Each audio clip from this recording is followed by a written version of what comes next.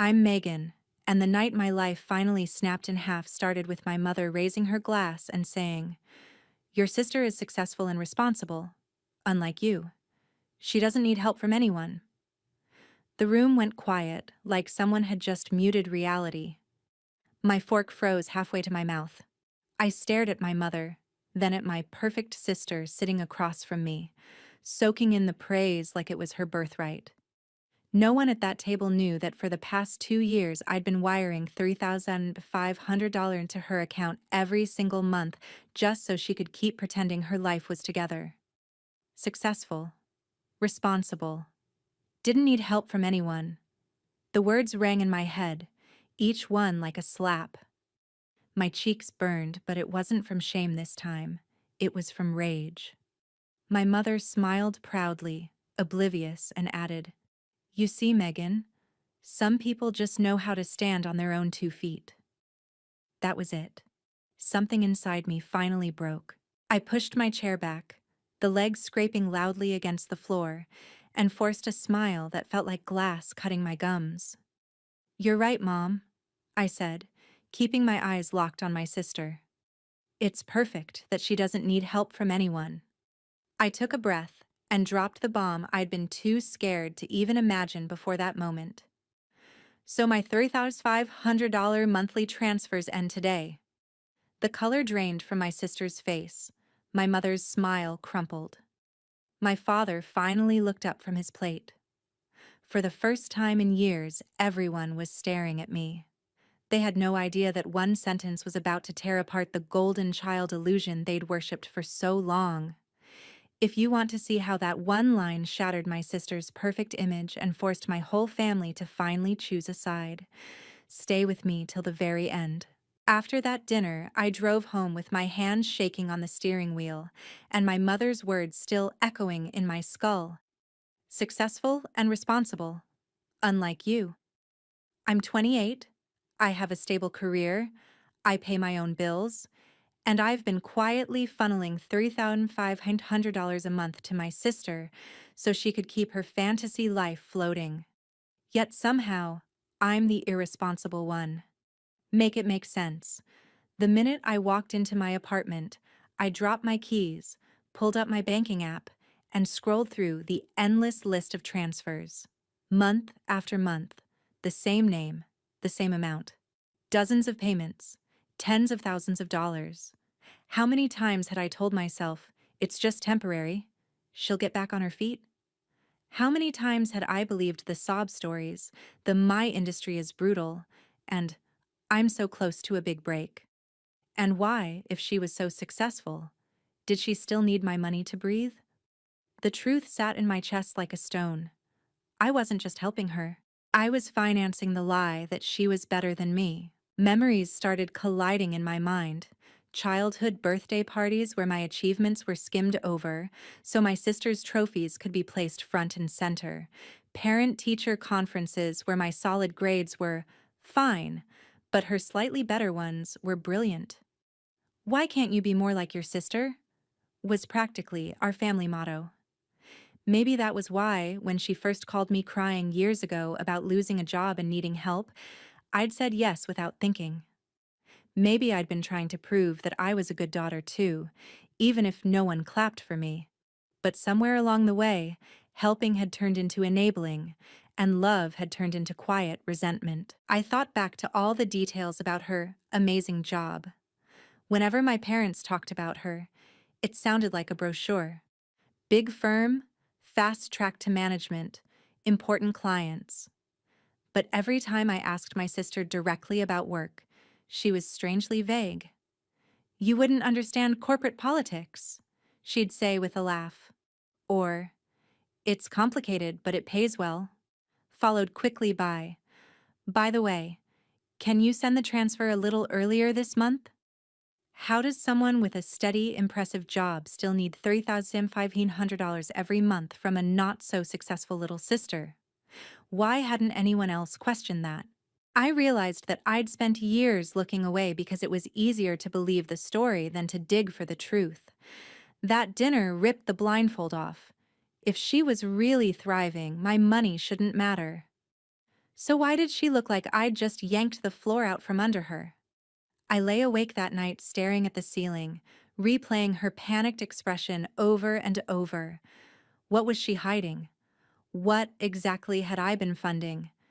And if I pulled my support out completely, would she finally stand on her own, or would everything crash? I knew one thing. I was done being the quiet ATM in the background while my parents worshipped the golden child. If I wanted answers, I needed someone who'd seen her life up close without the family filter. Someone who didn't have a reason to lie to me. My thoughts landed on a name from our past. Someone who'd gone to college with her and had stayed in touch. Maybe he knew who she really was now, not the polished version my family bragged about. My heart pounded as I pulled out my phone and opened his profile. My fingers hovered over the keyboard before finally typing, "Hey, it's Megan. I need to ask you something about my sister. Do you have time to talk?"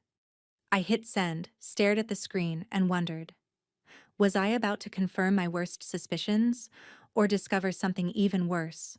His reply came faster than I expected. "Hey Megan, wow, it's been a while. Sure, what's up? Want to grab coffee and catch up?" My stomach twisted. This wasn't catching up. This was me digging up the truth my family had conveniently never asked for. Still, I agreed. And a few hours later, I was sitting in a corner booth of a small cafe, my shoulders tight, my fingers wrapped around a coffee I was too anxious to drink. He walked in, waved, and smiled like this was just another normal day. For me, it felt like walking into a courtroom. After a bit of small talk that I barely heard, I finally cut to the chase. "I need to ask you about my sister," I said, my voice quieter than I intended. "My family keeps talking about this amazing job she has, how she's on track to become a manager, how she's so successful and responsible." But I hesitated, then decided to stop sugarcoating. "I've been sending her $30,500 every month for 2 years. If she's doing that well, why does she need all that money?" His eyes widened. "You've been sending her what?" he asked, leaning forward. "Megan, she told me you help her out sometimes, but I thought it was, like, the occasional favor, not—" He shook his head slowly. "That's a lot of money." Cold anger crept up my spine. "So what's really going on?" I pressed. "Has she been working at that big firm she tells our parents about? Is she actually in some fancy position, or is that all made up?" He sighed, running a hand through his hair. "Last I knew, she wasn't at any big firm," he said carefully. "She had a job a while ago but got fired and was doing freelance stuff after that. She told people she was consulting and between offers. I never heard anything about a stable position. Definitely nothing that matched what you're describing." The cafe noise faded into a dull hum as his words sank in. Fired. Freelance. Between offers? He hesitated again. Honestly, it always felt like she was trying to keep up an image. Designer outfits, expensive brunches, weekend trips. She said she had it covered. I just assumed she could afford it. My mind flashed through all the times she'd told me she was barely managing, that she needed my help, just until the promotion clears, just until I pay off this one thing. I pictured the vacation photos she'd posted, beaches, rooftop bars, new handbags, while I'd been eating leftovers and clipping coupons because things are tight right now. Had I really been funding her lifestyle while she played pretend for everyone else? "Did she ever say anything about our parents?" I asked, my voice getting sharper. "About me?" He shifted uncomfortably. "Look, I don't want to stir drama," he started. "Please." "I'm already in it," I said. "Just tell me." He exhaled. "She complained sometimes that your parents were always on her back and that you were controlling with money. She said you liked to hold it over her, that you were jealous and trying to make her feel like a failure." For a moment, I genuinely forgot how to breathe. Jealous, controlling, holding money over her. Was that the story she told to justify bleeding me dry? A bitter laugh escaped me. So let me get this straight, I said, trying to keep my voice level. I work my ass off, wire her thousands every month, keep her secret so our parents don't worry, and somehow I'm the villain in her version of the story? He watched me carefully. I'm not saying she was right, he said softly. I'm just telling you what I heard. From the outside, it always looked like she was living this amazing, polished life. If you hadn't told me about the money, I'd never have guessed she needed help at all. Something inside me hardened. This wasn't just about enabling anymore. This was about betrayal. I'd sacrificed my savings, delayed my own plans, and twisted myself into knots to protect her image. And in return, she'd painted me as the jealous, controlling sister.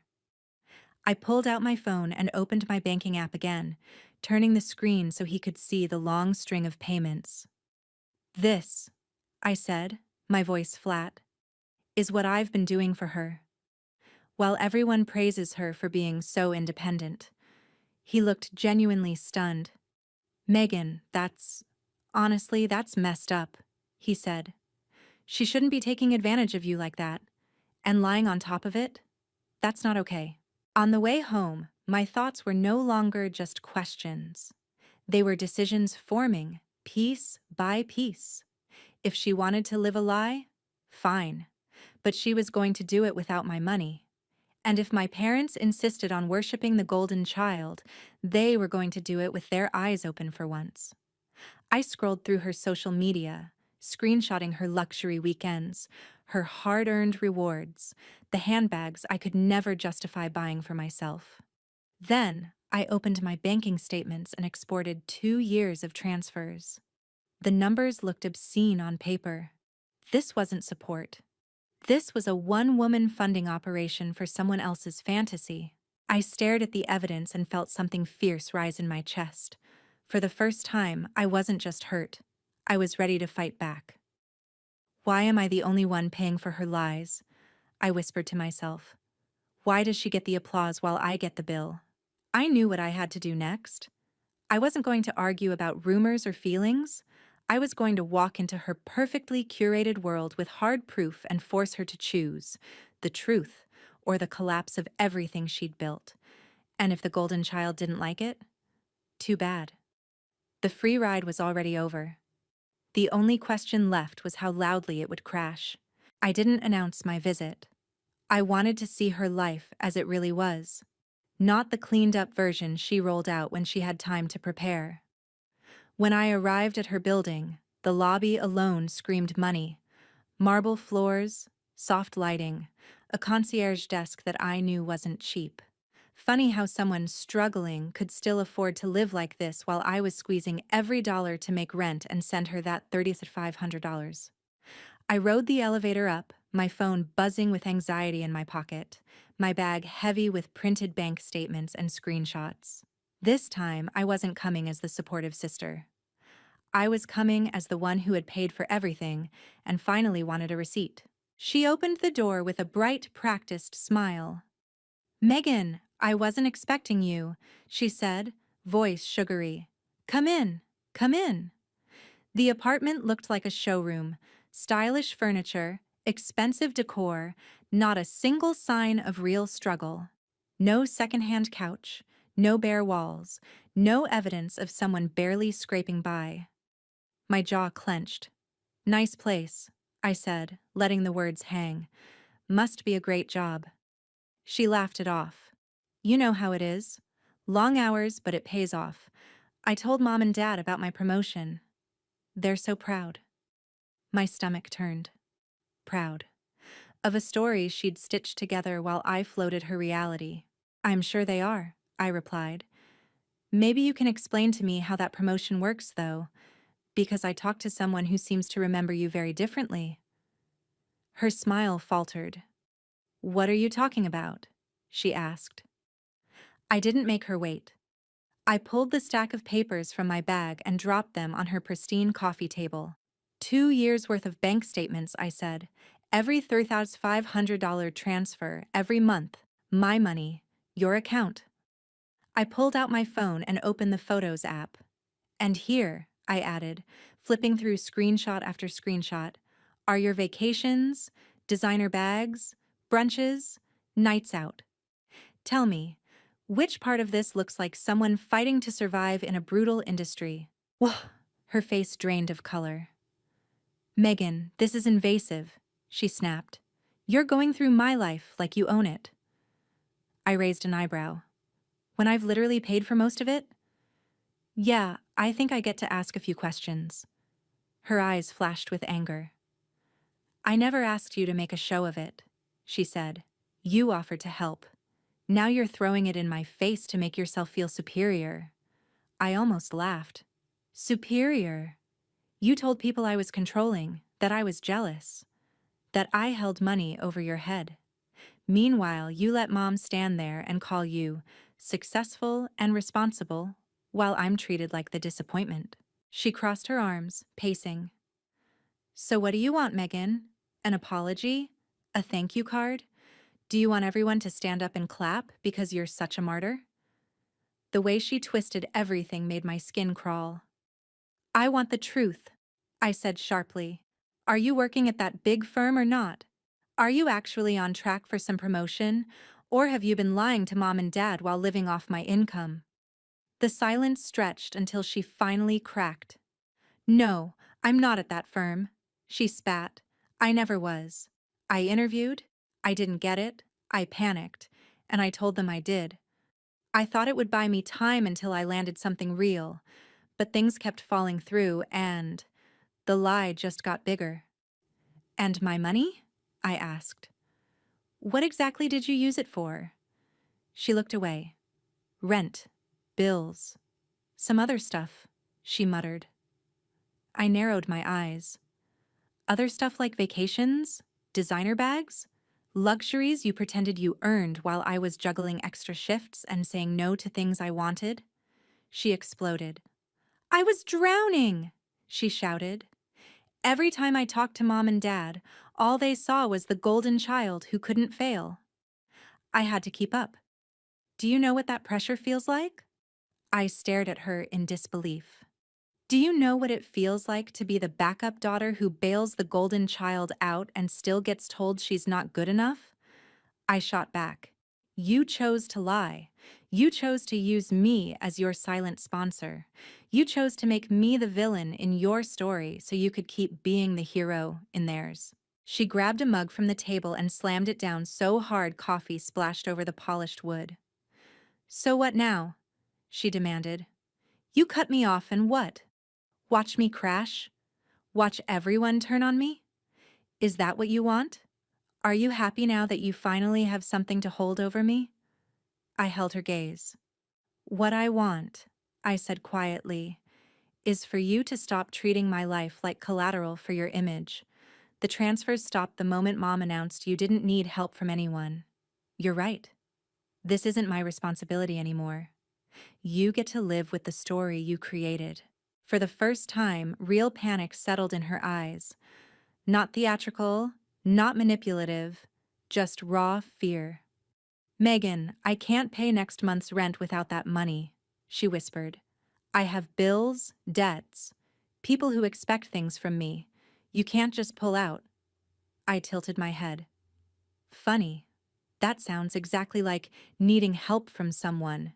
You should tell Mom that next time she brags about how independent you are. She reached for my arm. Please, just one more month. I'll fix it, I swear. I'm close to something. I just need time. How many times had I heard that? How many times had I chosen to believe it? I pulled my arm back. No, I said firmly. I'm done sacrificing my future so you can keep pretending you've already made it. I walked to the door, feeling her stare burning into my back. If you won't help me, she called out, desperation creeping in, then at least don't ruin everything. Don't tell them. They don't need to know. I paused with my hand on the doorknob. That's the problem, I said without turning around. They should have known a long time ago. Maybe if they'd been paying attention instead of worshipping the idea of you, none of this would have gotten this far. I walked out, letting the door click shut behind me. My heart pounded. My palms were sweaty. But underneath the adrenaline was something new, a sharp, steady sense of power. For once, I wasn't the silent, overlooked daughter. For once, I held the truth and the choice of what to do with it. The question was no longer, can I keep supporting her? It was, how far am I willing to go to finally end this golden child myth? I thought cutting off the money would be the hardest part. I was wrong. The real storm started when my mother called me 2 days later, her voice bright and oblivious. "Megan, you should be nicer to your sister," she scolded lightly. "She told me you were being difficult. She's under a lot of pressure at work. They're talking about giving her even more responsibility now that she's handling those big clients. You could learn something from her dedication." I stared at my phone, stunned. Even now, my sister was spinning the story. She was probably sitting in that overpriced apartment, surrounded by things I'd paid for, telling our mother that I was just being difficult while she worked so hard. I felt something inside me snap into place. "Enough. Mom," I said slowly. "How exactly do you think she's paying for that lifestyle you're so proud of?" There was a pause. "Well, from her job, of course," my mother replied as if it were obvious. "She's successful, Megan. She doesn't lean on anyone like you always seem to." The irony almost knocked the air out of my lungs. I pulled my laptop closer, opened the folder I'd created, and stared at the evidence laid out in front of me. Screenshots, bank statements, timestamps, dollar amounts, vacation photos with captions like, "When hard work pays off." How many lies could a family swallow before choking? "Mom," I said, my voice firming, "we need to talk in person. All of us. You, Dad, me, and her. At your place. Tonight." She sounded taken aback. "Why? Did something happen?" "Yes," I answered. "Something has been happening for a long time. You just haven't wanted to see it." There was a long silence before she finally agreed. "Fine. Come for dinner. But Megan, I don't want any drama." I almost laughed. "That depends on whether you prefer the truth or the performance you've been clapping for." That evening, I walked into my parents' house with my laptop under my arm and my heart beating like a drum. My father sat in his usual chair, scrolling through his phone, half interested in the world. My mother fussed in the kitchen, setting the table for 4. "She's running late," Mom said apologetically. "You know how it is with important jobs." "Yeah," I replied. "I know exactly how it is." We sat down, and before the food even hit the table, I opened my laptop. "We're going to wait for her," my mother protested. "We don't need her here for this part," I said, meeting her eyes. "We need you two to hear something first." I pulled up the first bank statement. "For the last 2 years," I began, "I've been sending your successful and responsible daughter $3,500 every month." My father finally looked up. "What?" he asked, frowning. "Why would you do that?" My mother looked offended. "That can't be right. If anyone was sending anyone money, it would be your sister sending it to you. She's the one with the career." "No, Mom," I said, turning the screen so they could see the long list of transfers. "These are my accounts. That's my money, and that's her name. You can match the dates with the 'she's doing so well' speeches if you want. It lines up perfectly." Their faces shifted from disbelief to shock as they skimmed the records. My father cleared his throat. "This doesn't make sense," he muttered. She told you what you wanted to hear." I cut in. "Big firm, promotion, big clients. Meanwhile, she's been unemployed or freelancing at best. She's been using my money to pay her rent, bills, and whatever else keeps her image polished enough to earn your praise." My mother shook her head, clinging to denial. "That doesn't sound like her. She's always been so driven." I clicked to the folder of screenshots. "Driven enough to use my money for this?" I asked, flipping through images of vacations, luxury dinners, designer bags. Captioned, treating myself after a long week at the office. What office, Mom? The one that only exists in her Instagram captions? There was a knock at the door. My mother jumped, grateful for the interruption, and went to open it. My sister walked in, dressed impeccably as always, greeting them with air kisses and practiced charm. When she saw me with my laptop open, her smile flickered. "What's going on?" she asked cautiously. "We're having a family talk?" I said. "Don't worry. You're the star of the show. Like always." My mother motioned for her to sit. "Your sister is making some strange claims," she said nervously. "She thinks we don't know you the way we think we do." My sister's eyes narrowed slightly. "Megan, what are you doing?" I took a deep breath. "I'm done being your silent sponsor while you paint me as the jealous underachiever," I said. "I've shown them the transfers, the $3,500 every month, for 2 years. I've shown them the vacations, the bags, the dinners, all the things you credited to your big promotion. So go ahead. Tell them again how independent you are." Her face hardened. "This is pathetic," she spat. "You're so obsessed with tearing me down that you've turned into a stalker. Going through my posts, my life. Do you realize how unhealthy that is? Do you realize how unhealthy it is to build your life on lies and my bank account?" I shot back. "You lied to them. You lied to me. You built a throne out of my sacrifices and then let them compare me to you like I was garbage." My father leaned forward, voice low and dangerous. "Is it true?" he asked. "Did you lie about your job?" My sister's eyes darted between us. For the first time, she seemed genuinely cornered. "I exaggerated," she muttered. "I had interviews at that firm. I did some contract work. It's not like I did nothing." "You told us you were a manager," my mother whispered, clutching the edge of the table. "You told us they relied on you." My sister's jaw clenched. "I was going to get there," she insisted. "I just needed time. If Megan hadn't cut me off—" "Don't you dare blame this on me," I interrupted. "You had time. You had money. You had support. Instead of using it to actually fix your situation, you used it to keep pretending you were already successful." The room buzzed with tension. My mother's eyes filled with tears, not just of hurt, but of humiliation. "All those times I bragged about you," she whispered. "All those times I used you as an example to your sister." Her voice broke. "And all along, she was the one actually standing on her own." My sister glared at me. "Are you happy now?" she hissed.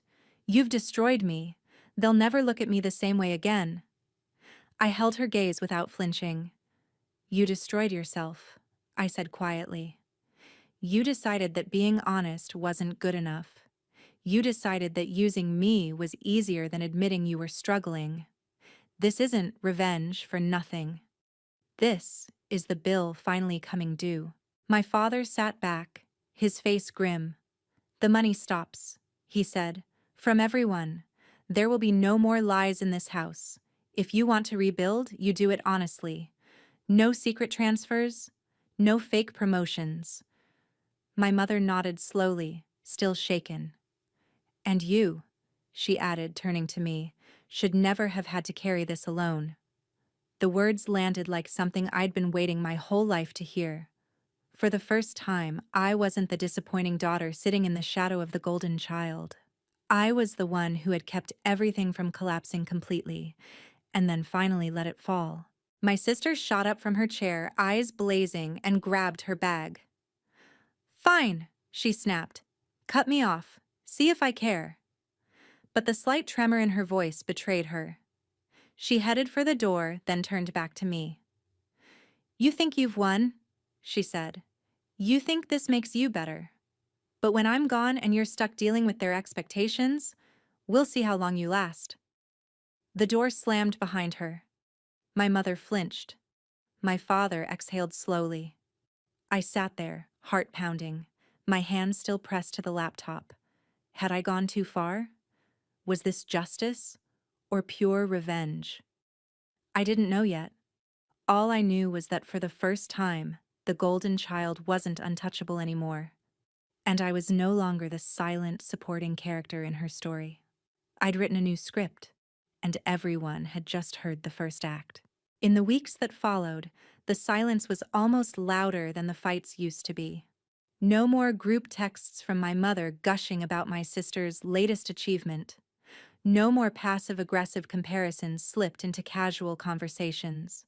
Instead, there were awkward pauses, hesitant calls, and a lot of unspoken questions hanging in the air. My mother struggled with the embarrassment of realizing she'd been bragging about a lie. My father retreated into work more than usual. And me? I tried to remember what my life looked like before $3,500 disappeared from my account every month. The first time my paycheck came in without an automatic transfer scheduled, I just stared at the numbers. It felt unreal. That money had always barely touched my hands before it flew out again. Now it was mine. I sat down with a notebook and wrote out all the things I'd postponed. Paying off my credit card in full, building a real emergency fund, taking a course I wanted, even something as simple as replacing my falling-apart laptop. For years, I'd convinced myself that sacrificing those things made me a good sister. Now, I had to ask myself a harder question. Since when did good mean expendable? I started making changes. I paid down debt. I moved a chunk of money into savings and watched the balance rise with a mix of relief and guilt. I said yes to a professional development conference I'd always said no to because things are tight. At work, I volunteered for a big project I'd previously been too exhausted to take on. Without the constant financial pressure and emotional weight of my sister's problems, I suddenly had energy. Energy I hadn't realized I'd been bleeding out of my life. Within a couple of months, my boss called me into her office and offered me a promotion. "You've been carrying more than your share for a while," she said. "We just finally see it clearly now." I almost laughed at the parallel. Meanwhile, my sister's carefully curated life started to crack in public, not just behind the scenes. Little things showed up first. Fewer glamorous posts, more generic quotes, longer gaps between updates. Then, the real signs appeared. A mutual acquaintance mentioned she'd moved out of her expensive apartment suddenly. Someone else said they'd heard she was between places and crashing with a friend. I pretended not to care, but every rumor hit a nerve. Part of me felt vindicated. This was what happened when the truth finally came out. Another part of me still heard her voice saying, "You're happy to watch me fail." One night, my phone lit up with her name after weeks of silence. My heart thudded as I stared at the screen. I let it ring out, then listened to the voicemail. Her voice was small, strained. "Megan, I know you don't want to hear from me, but I need help. Not money, just, can we talk? Please." I played it twice, anger and concern wrestling inside me. Was this another performance, or was she actually ready to be honest? If I called back, would I be dragged right back into the same cycle? If I didn't, was I crossing the line from boundary to cruelty? After a long internal battle, I agreed to meet her, but on my terms. A public place. No money, no deals. I chose a quiet cafe, arrived early, and sat by the window. When she walked in, she looked smaller somehow.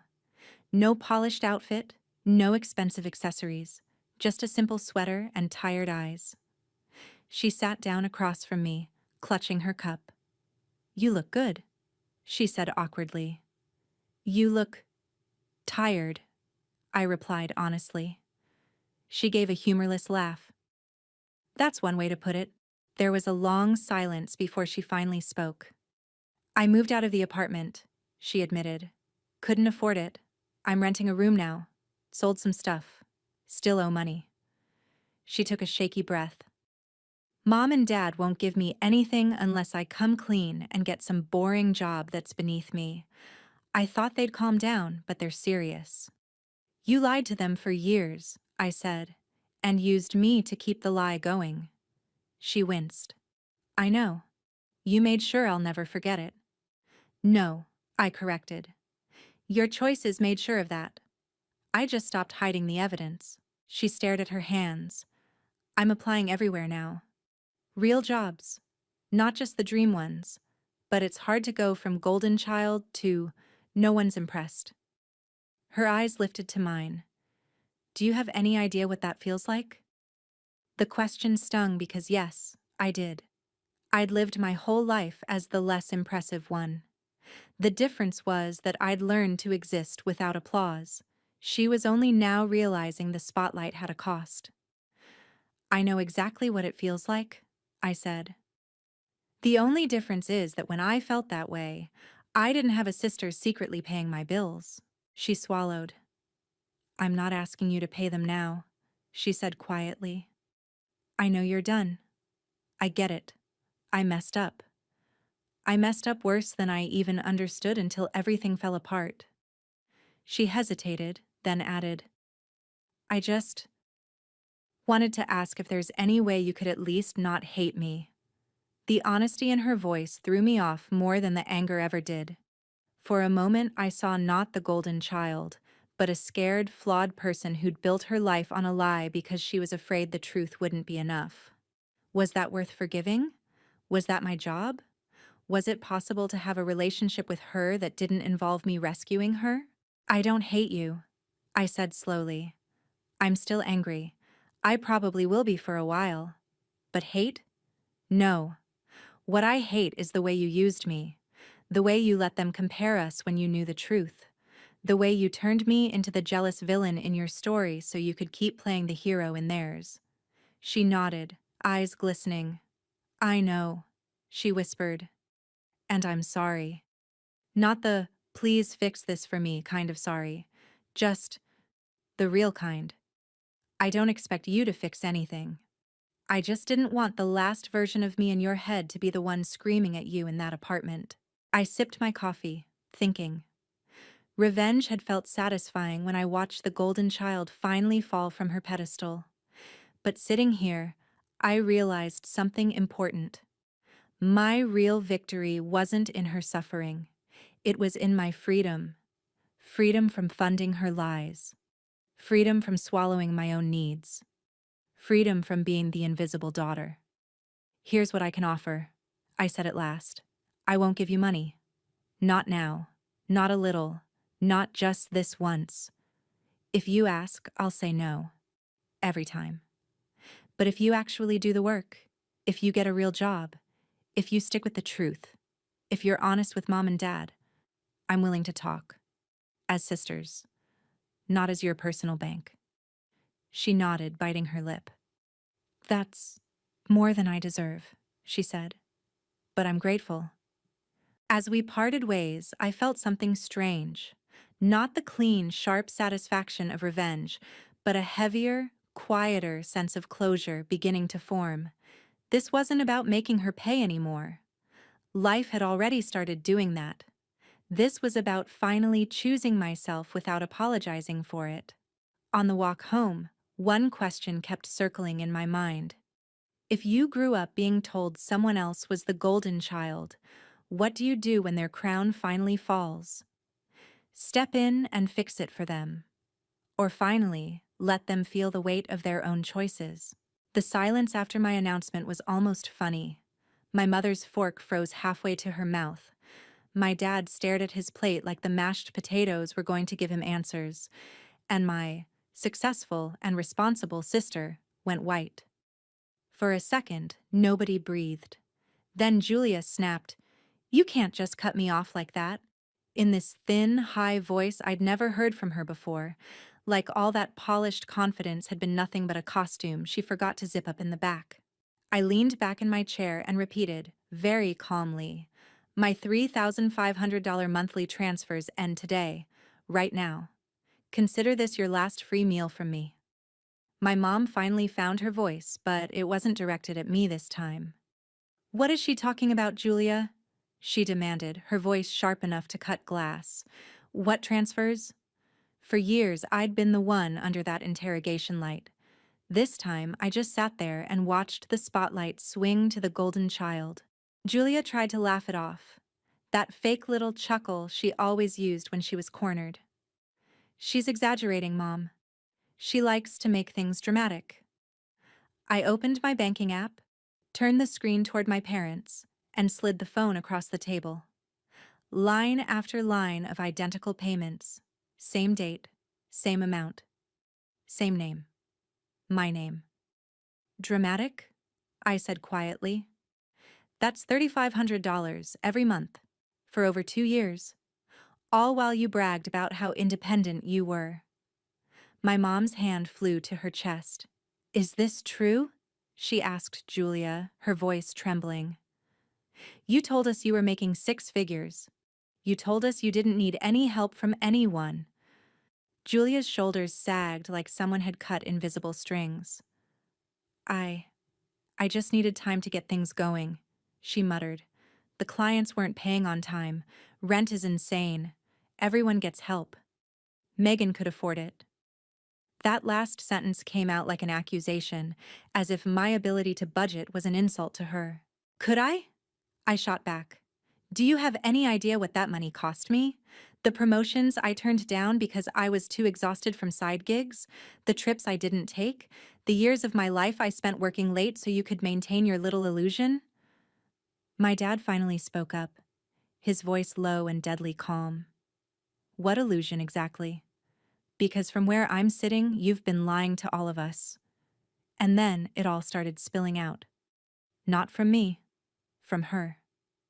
Once the mask slipped, it didn't just crack. It shattered. The home office, she bragged about.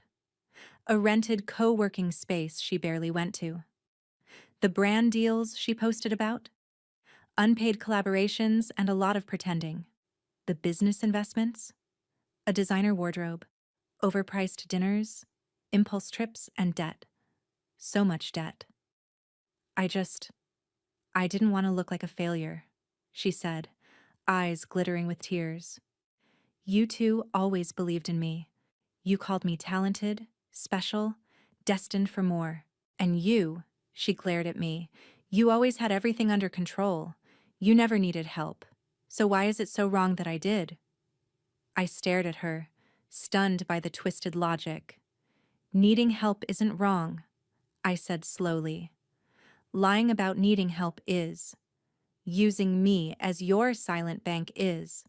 Letting Mom compare me to you while my money kept your fantasy alive? That's not help, Julia. That's exploitation. My mother turned to her, and for the first time in my life, I watched her look at Julia the way she had always looked at me, disappointed. Do you have any idea how many times I scolded your sister? She whispered. How many times I told her to be more like you? I defended you. I bragged about you. And this whole time, you were living off her? Julia broke then. Really broke. Not the pretty, camera-friendly tears she used to practice in the mirror, but the ugly sobs you can't filter or edit. She reached for me, fingers shaking. Meg, please, just give me a few more months. I swear I'll fix everything. I'll get a real job. I'll cut back. I just need a cushion while I figure things out. There it was. The script. The familiar plea. The same loop I'd been stuck in for years. Only this time, something in me stayed still. No rush of guilt. No instinct to save her. Just a clear, quiet certainty. No, I said. I'm done being your cushion. I'm done being your secret safety net. If you want a real life, you're going to have to build it yourself. So that's it? She choked out. You're going to ruin me to make a point? I'm not ruining you, I replied. I'm just stepping out of the way and letting your choices catch up. We didn't finish dinner. My dad stood up and walked out to the backyard without another word. My mom stayed at the table, staring at the payment history on my phone like it was evidence in a crime scene. Julia kept saying my name like it was a spell that used to work and suddenly didn't. I picked up my keys, looked at my mother, and asked the one question I'd been swallowing for years. Am I still the irresponsible one? She didn't answer. That silence was all the answer I needed. Months passed. The fallout wasn't dramatic in the cinematic way. No screaming in the rain, no disowning speeches. It was quieter, heavier. My mother stopped starting sentences with, "Your sister." She called me instead, sometimes just to ask how work was going, sometimes to ask simple things like, "Are you eating enough? Are you sleeping?" Little questions she'd never bothered to ask before. My dad invited me over to fix a leaky faucet and, for once, thanked me instead of reminding me how lucky I was to be so capable. Julia moved out of her glossy apartment when the unpaid bills finally outnumbered the excuses. She downsized to a cramped place in a not-so-Instagrammable neighborhood. She took an actual job. Nothing glamorous. Just an entry-level position where no one cared about her follower count. I know because she texted me once. A photo of her in a basic uniform, hair pulled back, captioned, "First real paycheck. It's tiny. It's mine." I stared at that message for a long time. Part of me wanted to say, "I'm proud of you."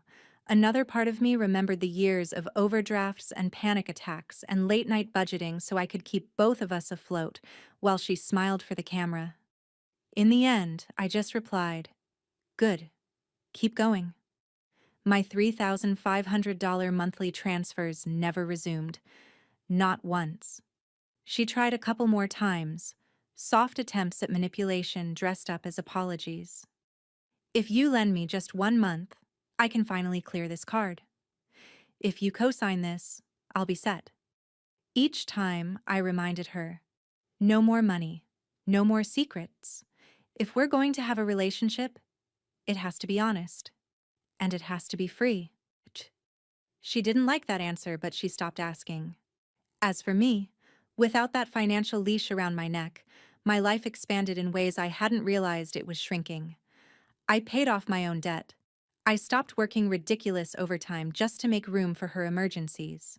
I took a trip I'd postponed for 3 years, not to flex online, but to actually rest. I started therapy, and for the first time, I said out loud, "I'm angry that I was the invisible one. I'm angry that love in my family was tied to performance and image." My therapist asked, "Do you feel guilty about what happened to Julia?" I thought about her small apartment, her basic job, her empty calendar where brand meetings used to be scribbled. And then I thought about how it all began with a choice.